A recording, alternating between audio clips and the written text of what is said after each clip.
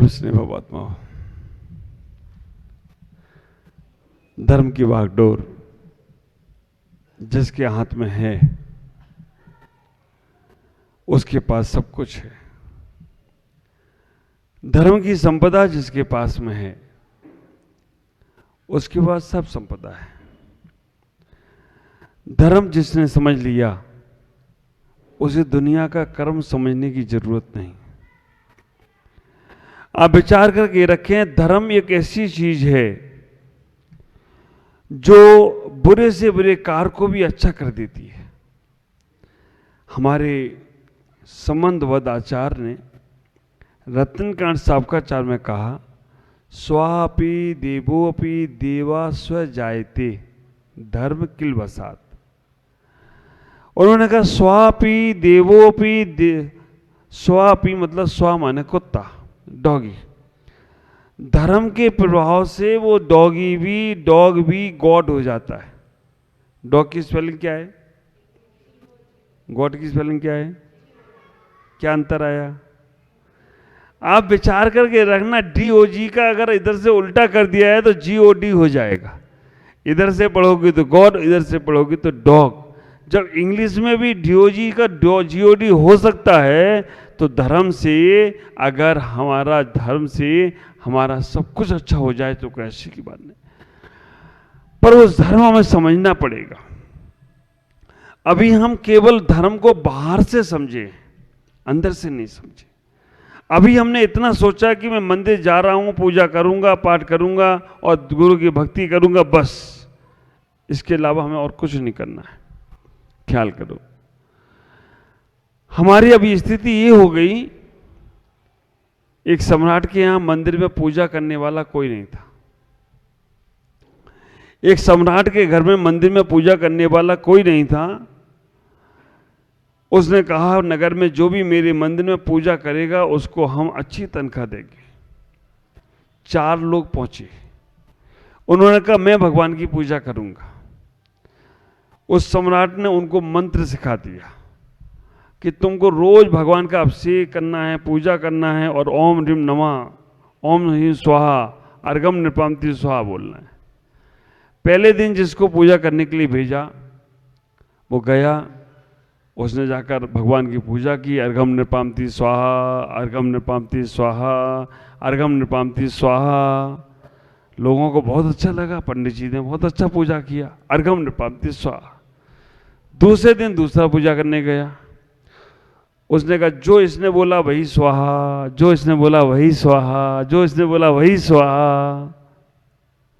लोगों ने कहा ये तो बहुत शॉर्टकट में निपटा दिया। तीसरे दिन तीसरा पुजारी गया, उसने कहा ये कब तक चलेगा स्वाहा, ये कब तक चलेगा स्वाहा, ये कब तक चलेगा स्वाहा।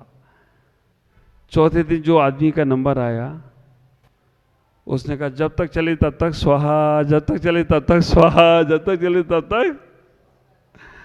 और आप विचार करके रखना, ये क्रम हमारा बरसों से चला आ रहा है। ये हमारा क्रम बरसों से चला आ रहा है कि अर्घम नृपामति स्वाहा, उसके बाद पंडित जी जाने, महाराज जी जाने, भगवान जाने, अब तो चलो घर पे स्वाहा। हमने उसके बाद का धर्म समझा ही नहीं।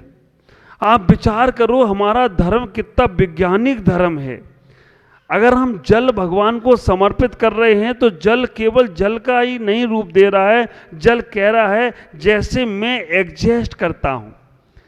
कटोरी में जाऊं तो कटोरी के समान हो जाता हूं, अगर गिलास में जाऊं तो गिलास के समान हो जाता हूं, थाली में रखो तो थाली के समान हो जाता हूं।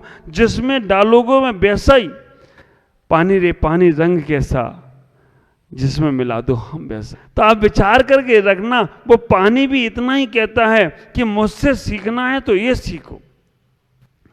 पानी कहता है कि तुम्हारे जीवन में अगर एडजस्ट करना आ गया, घर के वातावरण को एडजस्ट करने लग गए, अपने जीवन को एडजस्ट करने लग गए, तो तुम हमारी तरह निराकार में मिल सकते हो। हमने लाखों वर्षों सालों से वर्षों से हम जल चढ़ाते रहे, लेकिन जल का ये स्वरूप नहीं समझा। और आप विचार करके रखना, जल और आत्मा दोनों में अंतर नहीं है। जल आप अगर उसको छोटी सी भी पात्र में रखेंगे तो छोटा सा हो जाएगा जल, और बड़े से पात्र में फैला देंगे तो बड़ा सा फैलकर हो जाएगा। ऐसे ही ये आत्मा है। आत्मा को अगर चींटी में रखेंगे तो वही आत्मा चींटी के आकार की हो जाएगी, और उसी आत्मा को अगर हमने हाथी में भी रख दिया तो ऐसा नहीं है कि चींटी के लिए अलग आत्मा है और हाथी के लिए अलग आत्मा। ऐसा है क्या पंडित साहब? ऐसा चींटी में एक वही आत्मा चींटी में भी है और वही आत्मा हाथी में भी है। तो वो इतना ही कहने का प्रयास कर रही है कि जैसे हमने एडजस्ट करना सीखा है वैसे आप भी सीखो। अगर आप वातावरण के हिसाब से देखो, दो चीजें होती हैं। एक होती है व्यवस्था के अनुसार अवस्था बनाओ, और एक चीज होती है अवस्था के अनुसार व्यवस्था बनाओ। दोनों में दुख नहीं है। अगर हमारी अवस्था ज़्यादा काम करने की नहीं है तो वैसी व्यवस्था बना दो, और जो हमारी काम ज़्यादा करने की है तो वैसी अवस्था बना दो।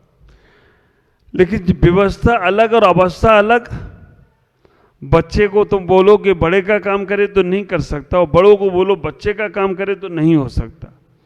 तो आप विचार करना, जहां जाओ वहां एडजस्ट हो जाओ। मैं आपसे कहना चाहता हूं हर जगह तुम्हारी वाह वाह होगी, हर जगह तुम्हें लोग पसंद करेंगे, हर जगह तुम्हारी जय जयकार होगी। ख्याल करो, जल चढ़ाते समय हमारे मन में ये भाव आना है, जन्म जरा मृत्यु विनाशनाय, तो हमने बहुत बार बोला है। लेकिन अब आप जब भगवान को जल समर्पित करें तो भगवान, जैसे जल का कोई रंग रूप नहीं है, जैसे इस जल का कोई आकार नहीं है, ऐसे ही मेरा भी कोई आकार नहीं, रूप नहीं, रंग नहीं है। मैं भी ऐसे ही एडजस्ट करना सीखना चाहता हूँ। चंदन चढ़ाते हो, चंदन चढ़ाते समय बोलते हो संसार ताप विनाशनाय, और आप विचार करना जल चंदन के साथ कितनी व्यवस्था। चंदन का जो वृक्ष है उसमें सांप लिपटे रहते हैं, लेकिन चंदन उस सांप का जहर लेता नहीं है, बल्कि चंदन अपनी खुशबू छोड़ देता है। चंदन का कितना बड़ा गुण है कि अगर कुल्हाड़ी काटने जाए तो कुल्हाड़ी को भी सुगंधित कर देता है।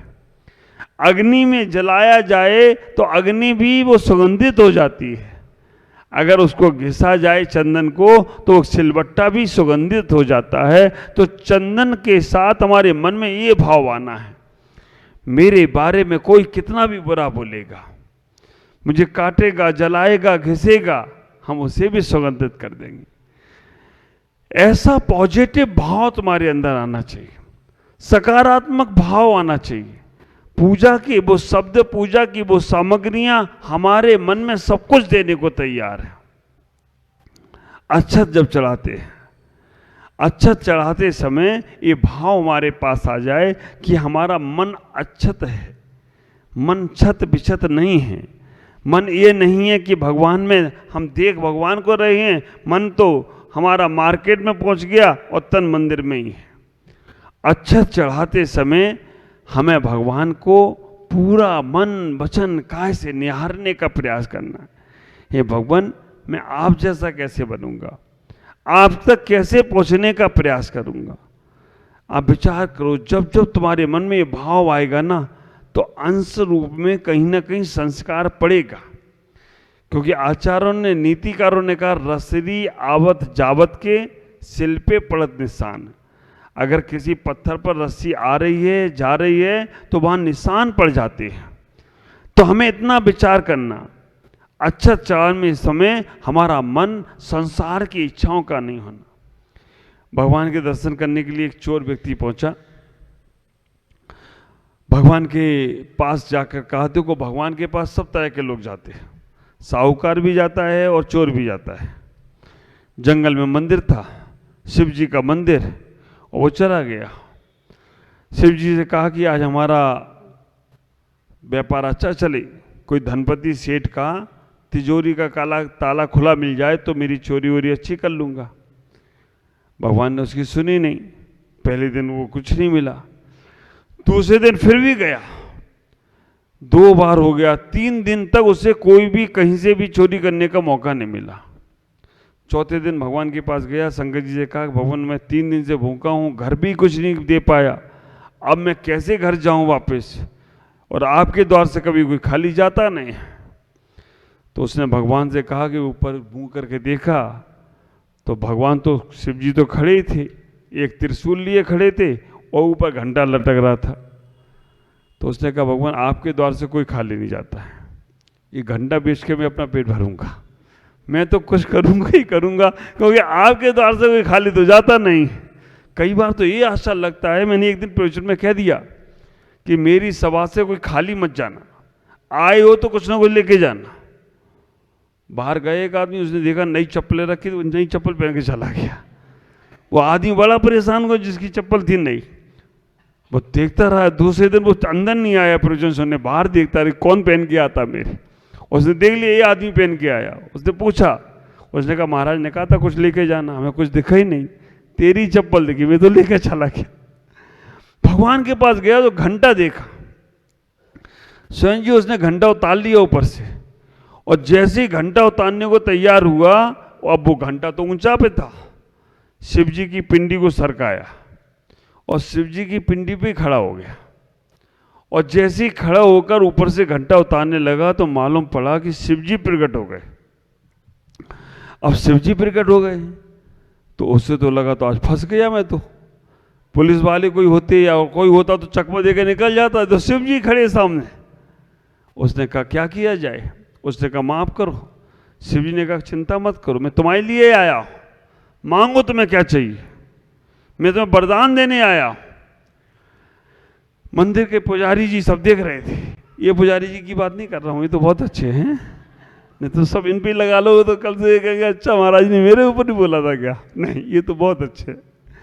मंदिर के पुजारी जी खड़े थे, उन्होंने कहा कि भगवान ये चोर व्यक्ति है, ये तो आपका घंटा चुराने आया था, इसे कुछ मत देना, मैं आपकी रोज पूजा करता हूं, मैं जल चढ़ाता हूं, चंदन चढ़ाता हूं, अक्षत चढ़ाता हूं, पुष्प चढ़ाता हूं, मैं आपको रोज अष्टविधा पूजन करता हूं, इसलिए जो कुछ वरदान देना मुझे देना, इससे मत देना।